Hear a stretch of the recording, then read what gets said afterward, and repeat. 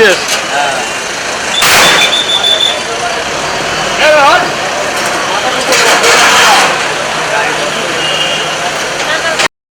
আসসালামু আলাইকুম।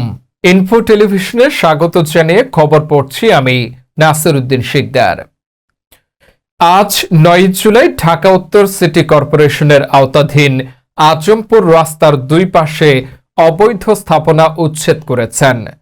ঢাকা উত্তর সিটি কর্পোরেশনের ম্যাজিস্ট্রেট ফারজানা খানম এই উচ্ছেদ কার্যক্রম পরিচালনা করেন। রিপোর্ট করেছেন প্রিয়া রানী, ক্যামেরায় ছিলেন মুস্তাফিজুর রহমান।